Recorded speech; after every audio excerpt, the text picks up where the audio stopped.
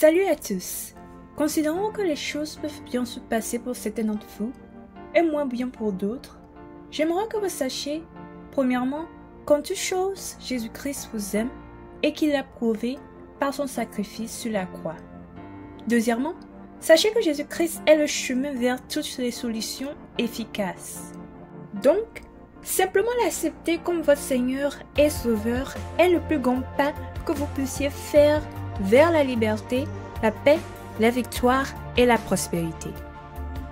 Troisièmement, sachez que lorsque vous donnez votre cœur au Seigneur, son Saint-Esprit, qui est plus que feu et eau, vient en vous, vous rendant puissant, sans peur, victorieux en toutes choses. Dans la vidéo précédente, nous avons débuté un tout nouveau sous-thème qui exprime que dans toutes les batailles et guerres qui s'élèvent contre nous, nous devons être en paix, car avec le Seigneur Jésus-Christ à nos côtés, le diable ne peut que se mentir parce qu'en vérité, il ne pourra jamais gagner. Et l'exemple que nous avons vu était la grande délivrance que Dieu a opérée pour les Israélites devant la mer Rouge. Aujourd'hui, nous allons élargir nos connaissances en apprenant l'une des choses à faire pour gagner efficacement des combats spirituels difficiles. Alors, sans plus attendre, c'est parti. Après avoir traversé la mer Rouge avec succès, la Bible dit que les Israélites ont parcouru le désert selon les marches que l'Éternel leur avait ordonnées et ils campèrent à Rephidim. Là, sans raison et sortis de nulle part, Amalek vint les attaquer. Maintenant, notez bien qu'une chose que la Bible nous enseigne, c'est que tant que nous vivrons dans ce monde, nous serons toujours en guerre.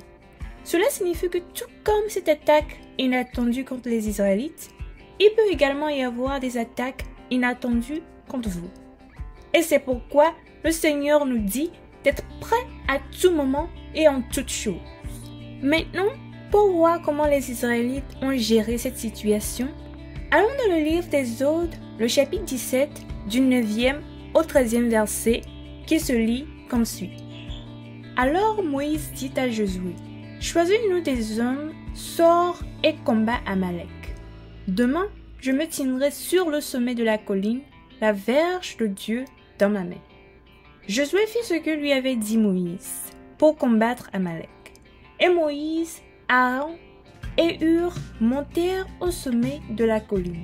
Lorsque Moïse élevait sa main, Israël était le plus fort. Et lorsqu'il baissait sa main, Amalek était le plus fort. La main de Moïse était fatiguée, et ils prirent une pierre qu'ils placèrent sous lui, et il s'assit dessus. Aaron et Hur soutenaient ses mains, l'un d'un côté, l'autre de l'autre, et ses mains restèrent fermes jusqu'au coucher du soleil. Et Josué vainquit Amalek et son peuple au tranchant de l'épée. Amen. Vous pouvez voir que Moïse, bien qu'il soit chef, a plutôt demandé à Josué de choisir les hommes nécessaires pour le combat. Et c'est parce qu'il sait que l'Esprit Saint est également sur Josué et qu'il fera le meilleur choix. Maintenant, une question pour vous. Lorsque vous êtes submergé par différentes situations, quelles sont les personnes que vous avez tendance à choisir pour vous aider, vous soutenir ou vous assister? Ces personnes peuvent-elles vraiment être efficaces? Et surtout, sont-elles guidées par le Saint-Esprit? Lorsqu'un combat spirituel ou même physique surgit de manière inattendue contre vous et que vous devez compter sur quelqu'un, choisissez des personnes qui peuvent combattre dans la prière avec vous. Sur le plan physique, Josué devait choisir des hommes physiquement aptes au combat. Et il l'a fait. Maintenant, sur le plan spirituel, il y avait aussi un besoin de soutien. Et Moïse, sachant cela, prit avec lui au sommet de la colline Aaron et Hur, qui étant des personnes spirituellement aptes, ont aidé Moïse à élever la verge de Dieu pour apporter la victoire aux Israélites. Bien-aimés en Christ, nous sommes en guerre dans ce monde. Et donc, nous devons toujours être prêts amener des batailles inattendues.